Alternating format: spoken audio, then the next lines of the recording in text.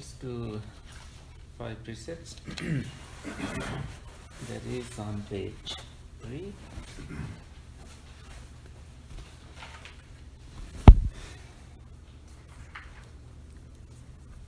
Homage to him, the Blessed One, the Worthy One, the fully enlightened One. Homage to him, the Blessed One, the Worthy One, the fully enlightened One. Homage to him, the Blessed One, the Worthy One, the fully enlightened One. I take refuge in the Buddha, I take refuge in the Dharma, I take refuge in the Sangha. For the second time, I take refuge in the Buddha. For the second time, I take refuge in the Dhamma. For the second time, I take refuge in the Sangha. For the third time, I take refuge in the Buddha. For the third time, I take refuge in the Dhamma. For the third time, I take refuge in the Sangha. I undertake the precept to abstain from harming living beings. I undertake the precept to abstain from taking what is not given. I undertake the precept to abstain from sexual misconduct. I undertake the precept to abstain from false speech. I undertake the precept to abstain from intoxicating drinks and drugs that lead to heedlessness.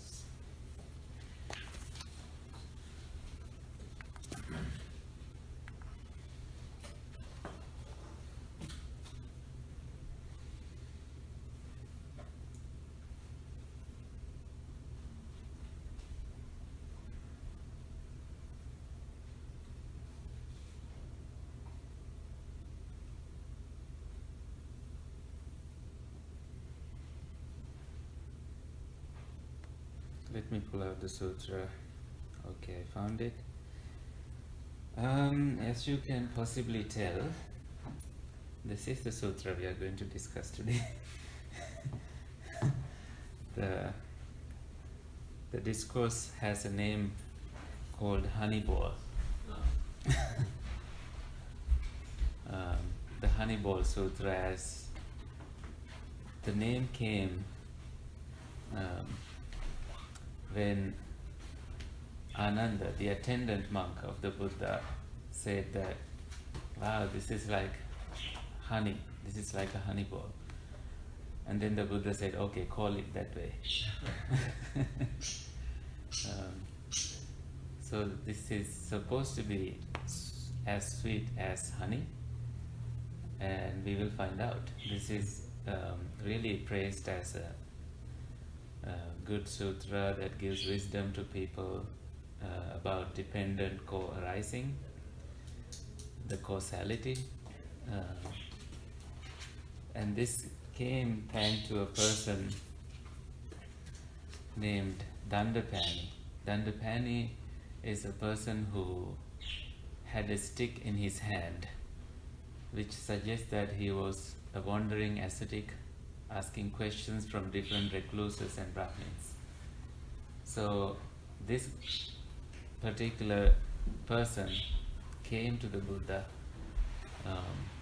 and asked the question. He wasn't happy, he didn't understand what the Buddha said. In response, he squeezed his forehead, took his stick and left, went away. And then monks wanted to know the meaning of what the Buddha said. And the result is that Buddha went to rest, so they couldn't go and ask the Buddha for help. So they went to another monk whose name is Kaccayana, who is given the position of the monk who was able to explain things analytically.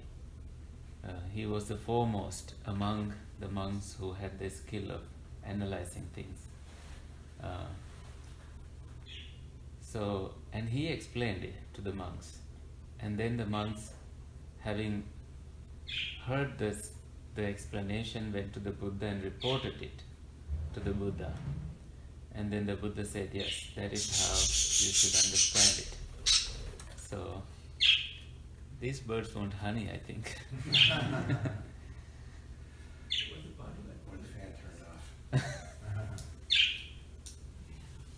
They need attention, so please give some attention. What is the Pali word for that? For what? The honey bowl? Yeah. Madhu Piṇḍika. Yeah.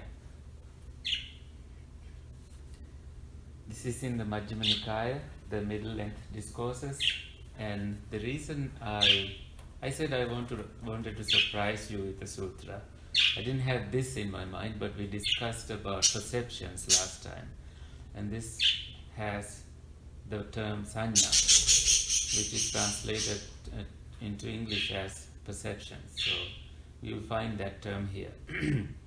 This also has the term papancha, which does not have a direct translation. We don't find a direct translation of it in the Pali Canon, but we find the process of it processing or coming into being.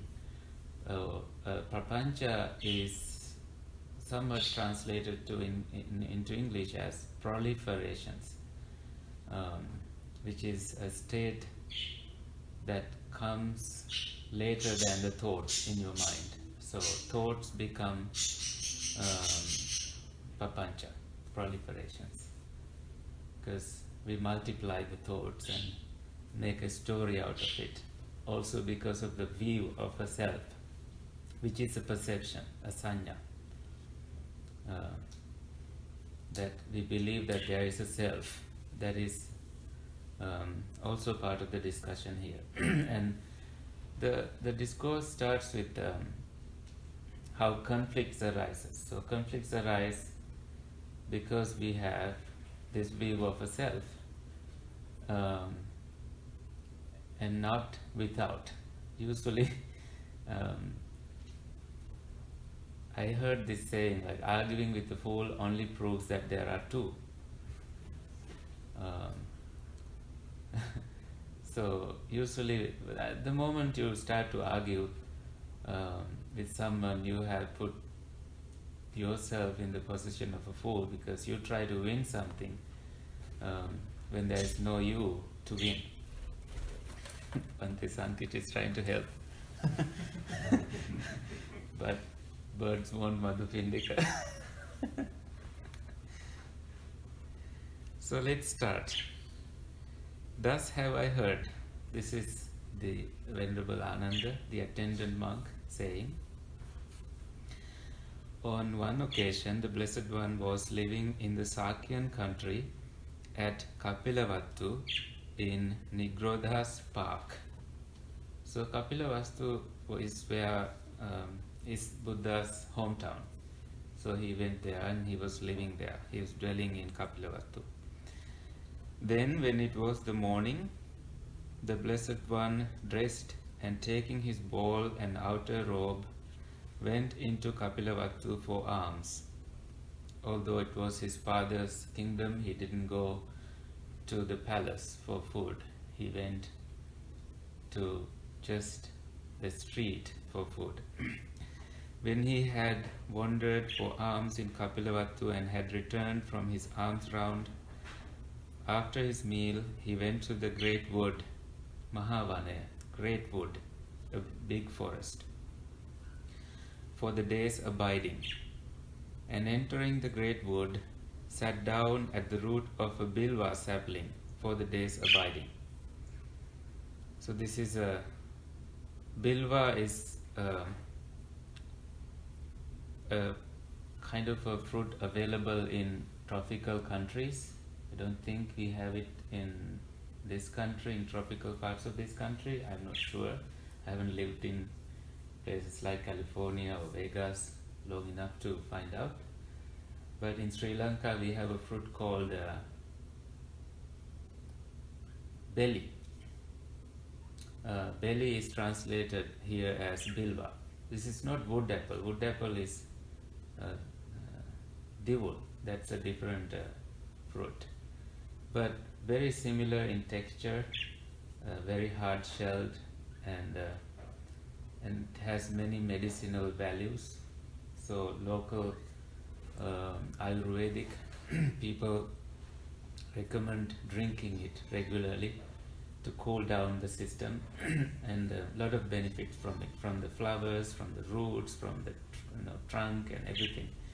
has a medicinal value, and I used to collect the flowers in the morning so my father could dry them and use for drinks. We had one at our place in North Central in Sri Lanka. So that is about the place where he sat. So he found this tree. I don't think it had fruits at that point. No one would go to dare to sit under that kind of a tree when there are fruits, because right.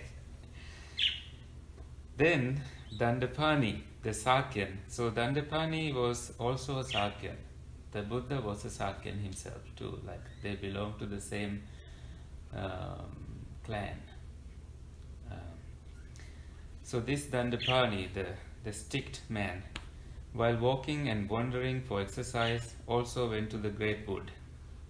And when he had entered the great wood, he went to the Bilva sapling where the Blessed One was, and exchanged greetings with him, said hello. When this courteous and amiable talk was finished, he stood at one side, leaning on his stick, and asked the Blessed One, "What does the recluse assert? So what do you teach? What does he proclaim?"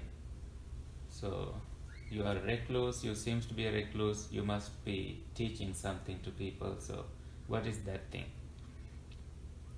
So the Buddha addressed him as friend. He said, "Friend, I assert and proclaim my teaching in such a way that one does not quarrel with anyone in the world with its gods, its maras. Maras here means the evil ones. So it's translated in plural. And its Brahmas in this generation with its recluses and Brahmins, its princes and its people." So no one quarrels with any of these people with this kind of teaching in such a way that perceptions no more underlie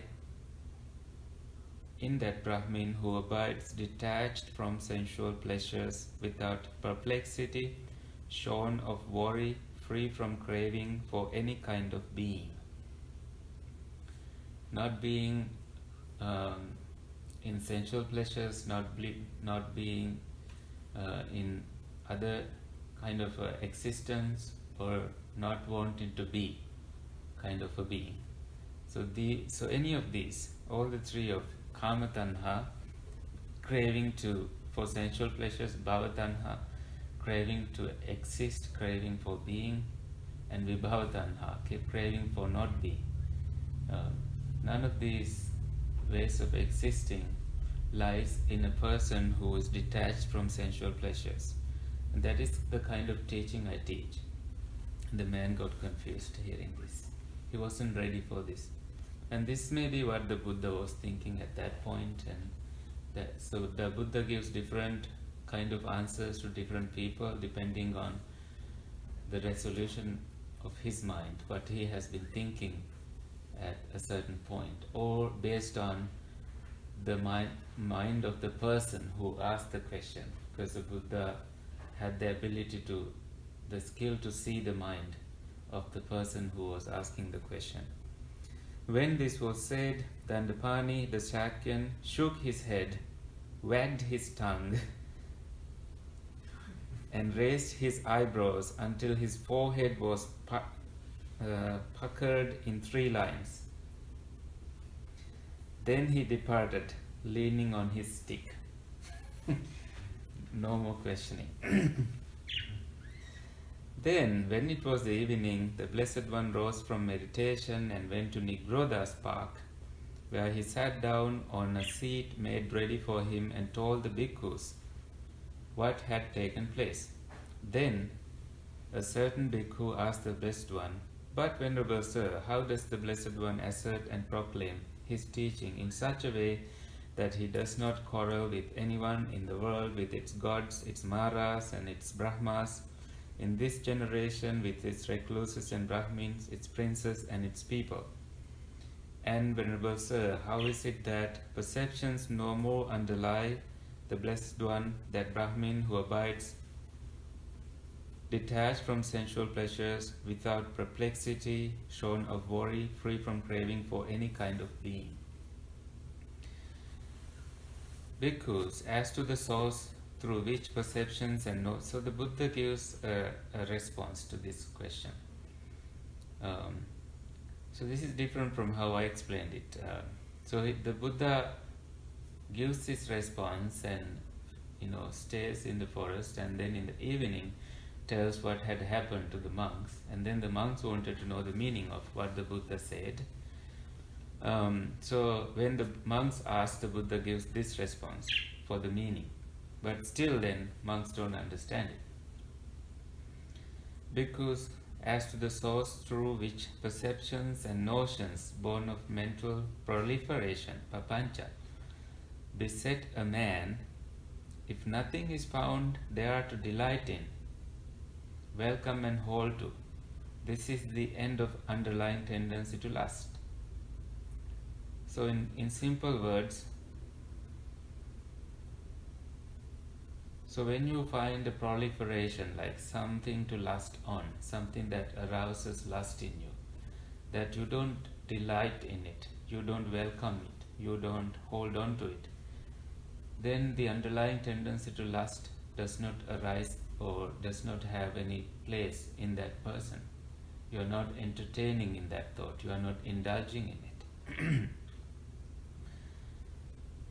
And then not just lust, and then underlying tendency to aversion also does not arise in him. Of the underlying tendency to views, ditti, does not arise in him. Views, ditti is again one of the dittis, one of the views is the view of a self. So underlying tendency is also a Pali term, anusaya. So not just the surface defilements, but something that underlies the defilements. So that is what we call anusaya, not klesha. Klesha is translated as defilements. Anusaya as underlying tendencies for these defilements.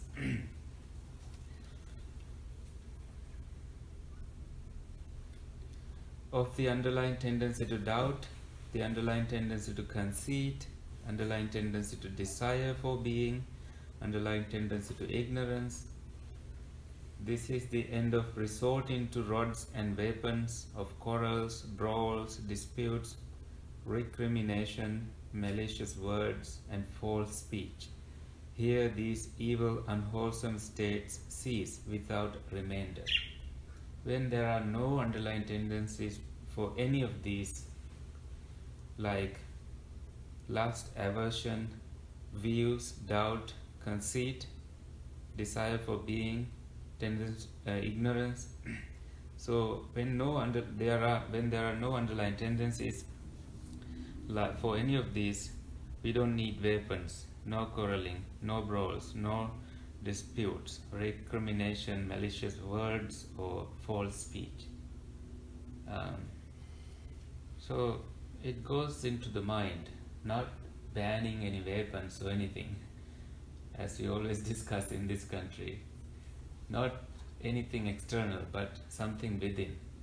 When these underlying tendencies are no more, we'll be ending all the quarrels and weapons, etc. That is what the Blessed One said. Having said this, the Sublime One arose from his seat and went into his dwelling. Then, soon after the Blessed One had gone, monks considered, now friends, the Buddha has risen from his seat and gone into his dwelling after giving a summary in brief, without expounding the detailed meaning. Now, who will expound this in detail? So they started to talk about it. Then they considered the Venerable Mahakaccana is praised by the teacher, the Buddha, and esteemed by his wise companions in the holy life. He is capable of expounding the detailed meaning. Suppose we went to him and asked him the meaning of this. Then the monks went to the Venerable Mahakaccāyana and exchanged greetings with him.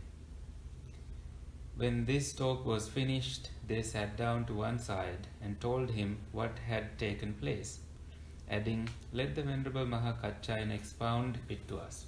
Please explain this to us. This is what the Buddha said." So that's what they tried to get something out from him. Then Venerable Mahakaccāyana replied, "Friends, it is as though a man needing heartwood, seeking heartwood, wandering in search of heartwood, thought that heartwood should be sought for among the branches and leaves of a great tree standing possessed of heartwood, after he had passed over the root and the trunk." So the trunk is the Buddha. The leaves is just Mahakaccāyana. This is him asking, "Why are you coming to me? You should have asked this from the Buddha." So it's like the man needs heartwood, but instead of looking at the trunk of the tree, they go to the branches. But they have passed the trunk already. This is the simile he gives. That you think I should be asked about the meaning of this?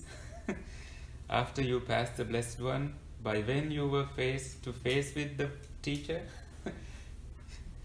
So you should have asked this face to face. For knowing the Blessed One knows, seeing he sees, he is vision, he is knowledge, he is the Dhamma, he is the Holy One, he is the Sayer, the Proclaimer, the Elucidator of meaning, the Giver of the deathless, the Lord of the Dhamma, the Tathagata, the thus gone one.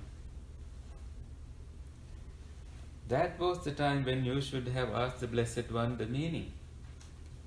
As he told you, you should have remembered it. But that didn't happen, right? That's why we came, he's once telling. Surely, friend Kaccāyana, knowing the Buddha knows, seeing he sees, he is the vision, etc., he is the thus gone one, that was the time when we should have asked the Buddha for the meaning. As he told us, we should have remembered. Yet the Venerable Mahakaccāyana is praised, so they are putting little icing on, so to get the get the answer. So you are praised by the Buddha. You are praised for your skill of expounding the detailed meaning of this summary given in brief by the Blessed One, without expounding. So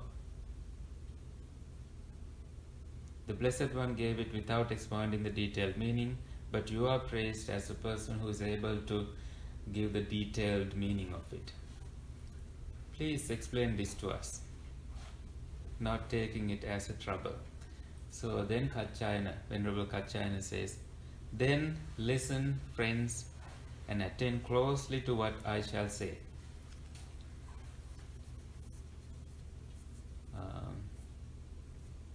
Sunāta sadhukam manasikarota." This is the term translated here. Listen well and attend to what I shall say, like remember this.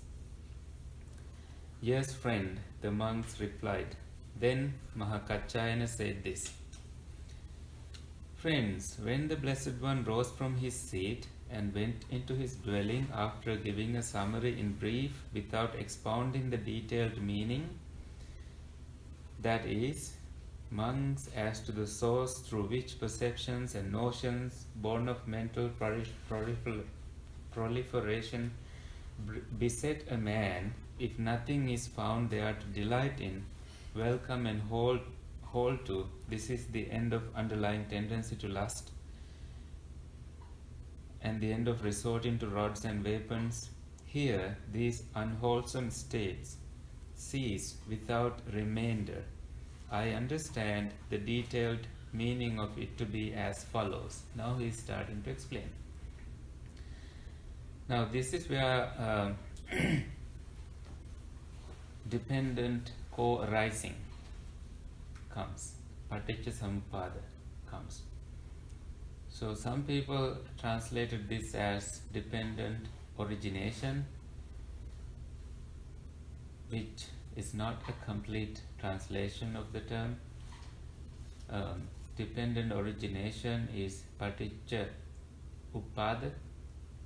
For it to be dependence, for it to be paticca samuppada, the term sang that comes with uppada has to be translated as dependent co-origination, paticca samuppada. This co-origination has the sense that they all arise at once, or they depend each other for them to arise, and none arise independently. This is how we should understand it. So he's telling simply something that we all can understand this way. Dependent on the I and forms, I consciousness arises. And this process doesn't have a person involved. But it becomes so this is the objective nature, the nature of objects. And then a subject comes into this. Still the next process is the meeting of the three. What three? I, forms and I consciousness. The meeting of these three is contact. With contact as condition, there is feeling. So up to that point, even in Pali, you don't find a person getting involved. Chakkuncha means dependent on the eye. Paticca is translated to as dependent on. Rupecha, because of the forms. Uppajjati arises. Chakku viññāna, the eye consciousness. So dependent on the form and the eye arises the eye consciousness. Tinnan sangati passo, because of these three, contact arises. Passa pacca vedana, because of the contact, feelings arises. When you have contacts, you have pleasant feelings, painful feelings, neither painful nor pleasant feelings. So up to these points you have these objects arising, kind of a thing. Then onward you have the translation that goes as what one feels. So one is very important here. What one feels, one perceives. Then there is a person here.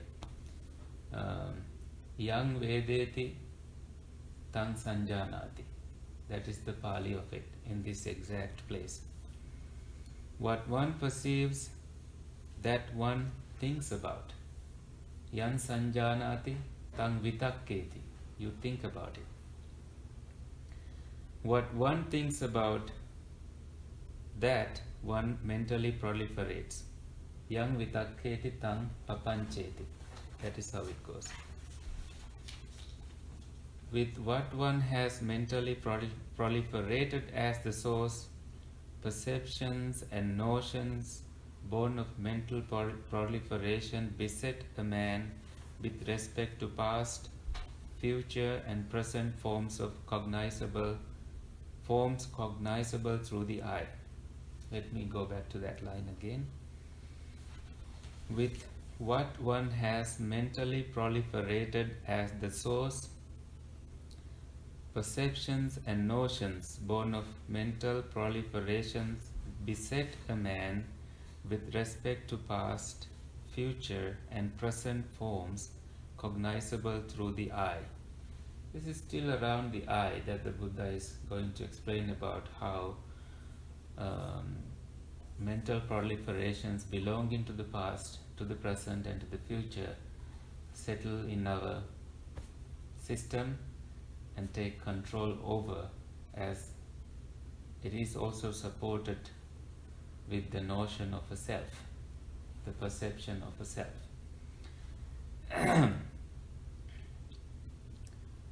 And then simply the next round goes about the ear and the sounds, the nose and odors, the tongue and flavors, dependent on the body and tangibles,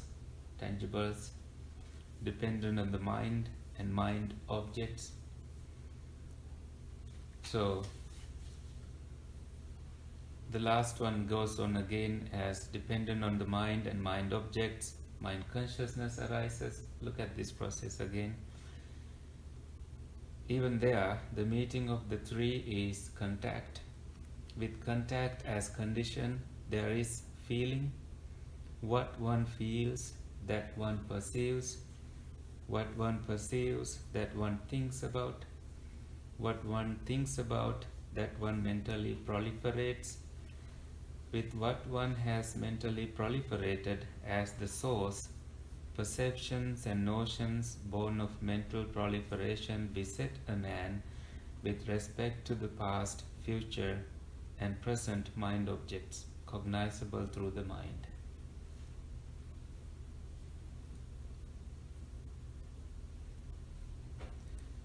So way he's going to explain something, another process here.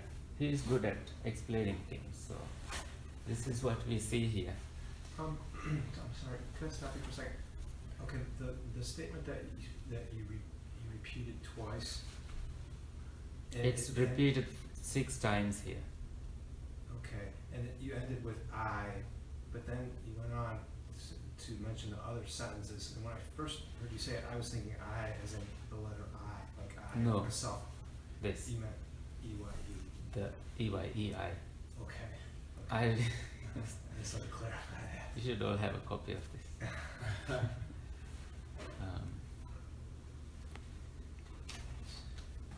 But the reason Bhante Sankecha doesn't want you all to have one is because it becomes like a school time, no interactions. You get busy taking notes and you trash it when you go home. Nothing goes into the mind. Otherwise, we can make copies and give it to you. That's very easy, but I think let's go with this. It's this side. So again, this is another round of explanation he's giving. When there is the E-Y-E-I, a form, an I consciousness, it is possible to point out the manifestation of contact. It's easy to say that. When there is the manifestation of contact, it is possible to point out the manifestation of feeling. Because when this is there, the other thing you can explain that, yeah, that too should come. When there is the manifestation of feeling, it is possible to point out the manifestation of perception. When there is the manifestation of perception, it is possible to point out the manifestation of thinking. That you have perceived something, so you get into the thinking part. When there is the manifestation of thinking, it is possible to point out the manifestation of besetment by perceptions and notions born of mental proliferation. So once you get involved in thinking, you are now in the habit of catching perceptions and notions born of mental proliferations, that you start to believe that what your mind thought is true and factual. For even things like my mom recently called me as she had a bad dream. I got the details of the dream 2 days later. I didn't call her right away because I got the message late from my sister. I was sleeping on a tree and there was a fire. I think someone set fire there. And my mom was trying to blow the fire by taking water up. She was trying to scream, but the voice wasn't coming out. And all this she believed was true. She thought something bad happened to me. So she believed it until I called her. Same thing happened when tsunami came for I think for 4 days they couldn't find me. They thought I was dead because I lived close to the sea, and it was a temple about 2 kilometers off from the beach. So we were lucky that the big wave came and hit against the high, tall wall we had, so we were not caught in the water.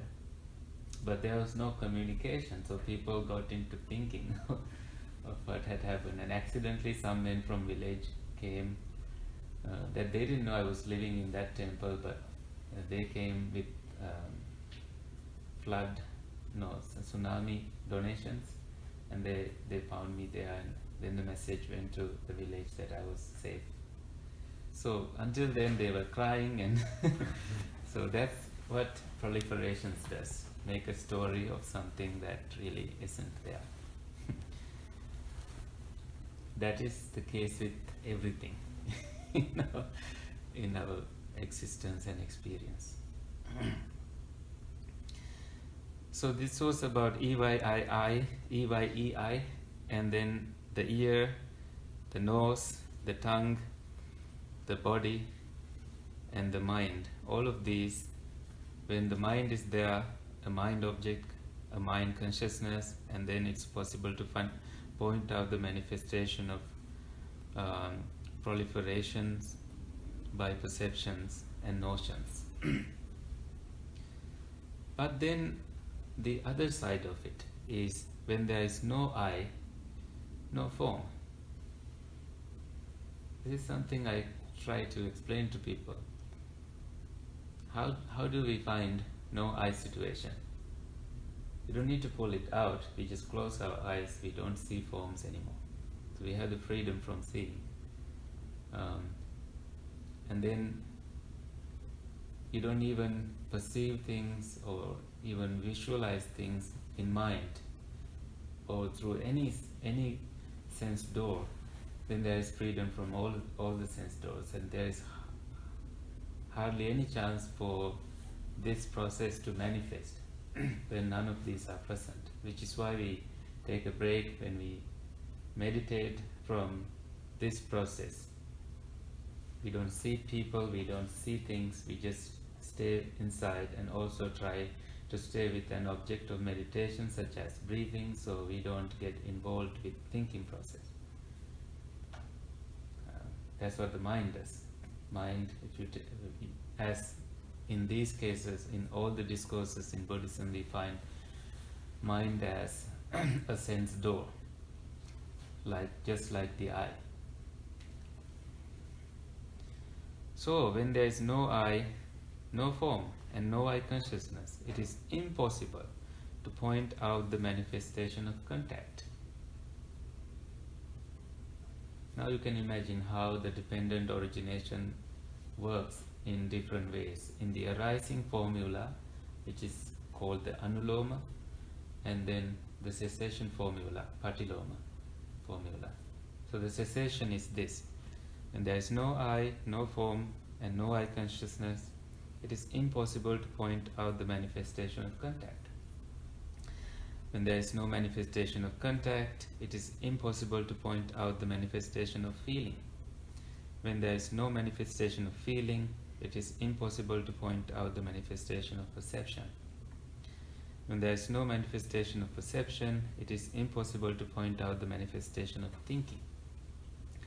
When there is no manifestation of thinking, it is impossible to point out the manifestation of besetment by perceptions and notions born of mental proliferation. And the same with ear, nose, tongue, and the body and the mind. So he's concluding now. Friends, when the Blessed One rose from his seat and went into his dwelling after giving a summary in brief without expounding the detailed meaning. So this is what the Buddha said: Bhikkhu, as to the source through which perceptions and notions born of mental proliferation beset a man, if nothing is found there to delight in, welcome, and hold to, this is the end of the underlying tendency to lust. of the underlying tendency to aversion, of the underlying tendency to views, of the underlying tendency to doubt, of the underlying tendency to conceit, of the underlying tendency to desire, of being, of the underlying tendency to ignorance. This is the end of resorting to rods and weapons, of quarrels, brawls, disputes, recrimination, malicious words, and false speech. Here these evil, unwholesome states cease without remainder. And Kaccayana says, I understand the detailed meaning of this summary to be just the way I explained. Now, friends, if you wish, go to the Blessed One and ask him about the meaning of this. Don't just believe what I said. As the Blessed Ones explain it to you, you should remember it. Not just the way I explained. As the Buddha says, you should remember it. So he was very humble to say that. It is as if, two Bhantes giving two talks and say, Bhante Sankicca gave this talk and you come and ask the meaning from me and I give the meaning the way I understand. But I still tell you, go back and ask Bhante Sankicca and remember it the way he says it, not the way I say it. So, very simple. But the teaching is not simple. Then the monks, having delighted and rejoiced in the Venerable Mahakaccayana's words, rose from their seats and went to the Blessed One. After paying homage to him, they sat down at one side and told the Blessed One all that had taken place after he had left, adding, Then, Venerable Sir, we went to the Venerable Mahakaccayana and asked him about the meaning.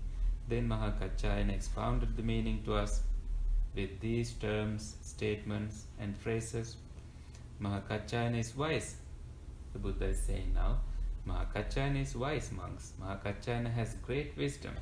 If you had asked me the meaning of this, I would have explained it to you in the same way that Mahakaccayana has explained it. Such is the meaning of this, and you should remember it. The Buddha didn't change anything. That's how I would have explained. The Buddha didn't bother to go into a different explanation here. And even praised Mahakaccayana for his skillful explanation. When this was said, the Venerable Ananda said to the Blessed One, Venerable Sir, just as if a man exhausted by hunger and weakness came upon a honey ball, wherever he would taste it, he would find a sweet, delicate flavor. So too, Venerable Sir, any able-minded monk, wherever he might scrutinize with wisdom the meaning of this discourse on the Dhamma, would find satisfaction and confidence of mind. Venerable Sir, what is the name of this discourse on the Dhamma? As to that, Ananda, you may remember this discourse on the Dhamma as the honey ball discourse. That is what the Blessed One said. The Venerable Ananda was satisfied and delighted in the Blessed One's words. The end. Say 15 minutes for no questions.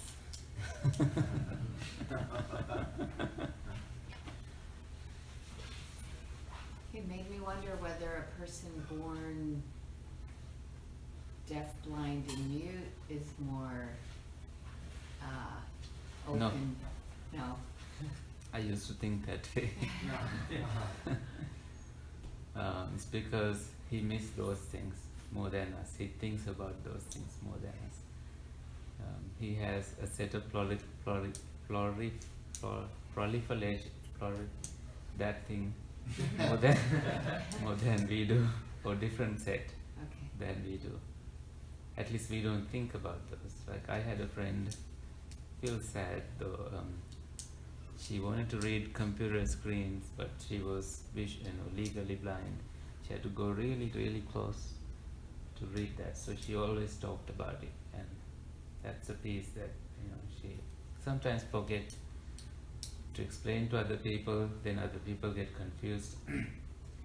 So this is even then, mind works, ears work, and all the other senses work even stronger than sometimes the average person. So, and that is not the way. No, annihilation kind of a process doesn't work. Right. Intelligence, wisdom, analyzing it and understanding that this is it helps. And the beauty of this, as I find, is that once you have understood this process one time, you know, you have, like the sutra said, you have the confidence that no matter how many times you look at this process, this is exactly how it should be, and there's no way you can change the process, and you will be confident to explain this to other people, and no matter how many times the other people will argue, you will still have the confidence that this is it. And then you gain the freedom from trying to go back to this place and trying to analyze it. This is very similar to crossing a river, using a raft, and then you don't carry the raft on your shoulder. The use has been, you have used it, so there's no need to carry it along the journey, so you drop it on the bank of the river and you leave free from it. The Buddha said, Dhamma, the teachings, is not for you to carry everywhere you go. It's just to help you cross the river, and then don't be attached to it. Not even to the Buddha, not to monks, not to teachings. Just use it for realization, and that's the end. That dependent origination, that 12... Dependent co-origination. Yeah, that's my question, yeah. So the dependent, if you talk about dependent origination, it one comes after the other, right? Avidya, Paccaya, Sankhara, like that, one depends on the other. But when you say co-origination, do you say that one is not depending on the other? They are depending on the other. They are, but it's not just one thing and then the other. It's many things and the other. Could you explain? Like you have the I and the object, and there are these two for I consciousness to arise. It's not because there is the I, the object arises or anything. It's just depending on these two, the I consciousness arises. And the other explanation is perceptions, feelings, and consciousness. They all, they are inseparable. They all arise at once. But they support each other for all the process to arise. But Paticca they call it that Avidya, Paccaya, Sankhara. So if you don't have ignorance, there is no beyond anything, no Sankhara there. Because of you have the Sankhara depends on Avidya, right? Sankhara depends on Avidya, that is true, but the Buddha never says that is the beginning. He doesn't say that ignorance is the beginning. It's only for the means of just giving an explanation. He starts with ignorance, ignoring the truth for many, many years, and then coming to understanding the truth, and then formations have no room to arise when you have understood the truth. But then not just formations, other things also arise. What other thing? Formations, and then consciousness, and then name and form, or mentality and materiality, and then six sense bases, all of these. But that 12 steps, one depends on the other. That was my understanding. Then that is not my understanding. Okay. No, that's not. That's how I used to think. And having studied the discourses and having understood each of these differently in my own mind and thinking, and I understand that there is no perfect way for these to arise. Some of these arise parallel to the others. For example, like I said, consciousness, for example, doesn't arise without, like you have to have something to be conscious on. Then only consciousness arises. So if you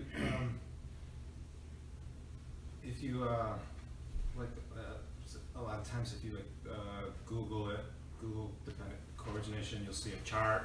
Yeah.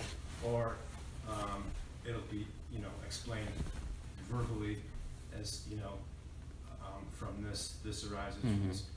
So in a temporal sense, is one happening temporally, time-wise, before another, or does it all arise in a single moment of time, or is there very infinitesimally small moments of time between the two that or do they all just sort of arise at once? I support the latter idea, that they all arise at once. But I wouldn't say that all the 12 arise at once. Right? The visual explanation that you see, that the 12 links are explained in a particular order, but you need to go into the actual process and look at each link to find out whether there is that kind of an order, or whether we can break that order and see the process independent from that order and see whether they arise as clusters, or at least some of them. Let's like sit with that idea and go into the process. Like mentality and materiality, nama rupa. So mentality is nama. So nama or mentality has 4 things out of 5 aggregates. What 4 things? Feelings, perceptions, formations, and consciousness. This is mentality, feelings, perceptions, formations, and consciousness, these 4. So, and then you say the 5th one, form. The form here is just your body. And then you have, right after mentality and materiality, the 6 sense bases. So can you separate 6 sense bases from your body? You cannot, right? Your body is the 6 sense bases, right? So then you can say that at least what you find in that mentality and materiality experience is very much closely tied with what arises next, the 6 sense bases. So you can stop there and then think about the next process. Because of 6 sense bases, what happens? Contact. Contact, phassa, the contact experience, touch happens. So, and then we saw consciousness in the mentality experience. So touch is somewhat already ingrained in that experience, right? In the mentality and materiality experience. Because consciousness, for it to arise, there should be mind manifesting something. and there is contact there. So this is why when we try to see a pattern, we don't see a pattern. It's an illusion sometimes to see, believe that there is a pattern and then try to see that pattern. For me, it has been a waste of time. It's kind of like trying to separate like the eye, the organ of the eye, from the mental process inside the brain. It's like you can't separate Right. the two. They just happen together. They just happen together. That's why I started with that explanation in the beginning without going into the links. Do you remember the 12 links, by the way? The 12 links, I will explain. Ignorance. Dependent on ignorance, you have mental formations arise. So ignorance is actually ignoring the truth, ignoring the 4 truths. Do you remember the 4 truths? The suffering as a truth, the origin of suffering as a truth, which is the craving, the cessation of suffering, and the way to cessation of suffering. When you have not seen this, the formations arise, sankhara, formations, mental formations. Those 2 are the first 2 links. Ignorance, paccaya is dependent on ignorance, you have formations. And then dependent on, so this is how the formula goes. Dependent on formations, consciousness arises. Now, let that sit for a moment. Dependent formations, you become conscious on formations. Let's take it that way. And then... What's an example of a formation? Like, not a how thought. you're feeling, just anything. Just anything that occurred in your thinking experience. Something that you believed, like you accepted a label, a tree or vehicle or anything that you have labeled. So that's something formed already in you. And then consciousness, you became conscious on that thing, and then mentality and materiality, nama rupa, your naming and form, you have you continue accepting this because you have you in you. And dependent on mentality and materiality, you have 6 sense bases. So when naming and form is there, your 6 sense bases start, you have a need of 6 sense bases to survive. And based on 6 sense bases, contact, you start seeing things, hearing things, contact happens. And then dependent on contact, you have feelings. You identify feelings. Dependent on feelings, you have craving because you separate pleasant feelings from painful feelings, and then from neither painful nor pleasant feelings. So there is someone dividing these things. Okay, so dependent on that process, dependent on feelings, craving arose, and depending on craving, you have upadana, clinging. You cling to things that you like, also dislike. You don't cling to things that you dislike, but trying to be away from them becomes a form of clinging to it. You try to be, that's a form of craving too, that you try to separate what you like and then like what you like and dislike the other thing. That's because of craving. And then dependent on clinging, you have existence. You have now identified things that you like, and you want more of it, you want to be in that process. Existence happens. So you wish more things of the same in future lives. That's where craving to exist manifests.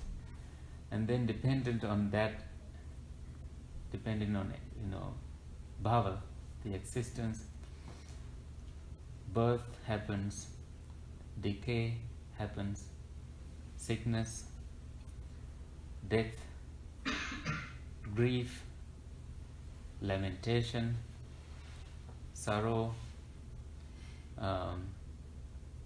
despair arise. That all that in one place of a link. Okay? And that is the whole process. So let's count now.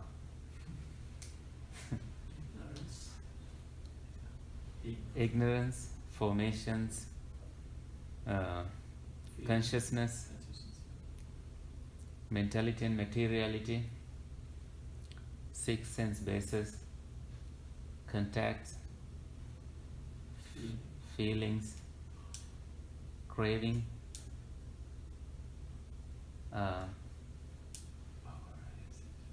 clinging, upadana, and existence, upadana paccaya bhava. Oh, what is missing? Ignorance, formations, consciousness, mentality, materiality, 6 sense bases, contacts, feelings, craving, clinging, existence. So we need two more. I think existence, bhava paccaya jati. So birth is also a link. Birth that I put into the remaining set is a link. And when you have birth, you have jara, decay, death, marana, soka, grief, parideva, lamentation, dukkha, sorrow, domanassa, unsatisfactoriness, upayasa, despair, that you wish to have something but can't have it, so you long for things, and that is that arises. So all that arises when you are born. So when you become a non-returner to these, non-returner is one of the attainments discussed in Buddhism. When you become one of those, you don't return to these sensual worlds, and so there is no birth there. Then you have ceased other things to arise. That they don't arise because you are not born, but you will dwell in a place in mind realm until you stop your being there. Scary, right? Yeah. You can see it in your face. It's abstract. That's a good place to stop for today. You have 1 week, one whole week to think about these things. Please don't drive and think about these things. I strongly discourage. Focus on your driving, going home today. Especially if you have to be driving on highways to get home. So if you have the book, please go to page 6 to the advice of all the Buddhas and read it with me. Ready? The avoiding of evil, the doing of good, the purification of the mind, this is the Buddha's teaching. Sadhu, sadhu, sadhu.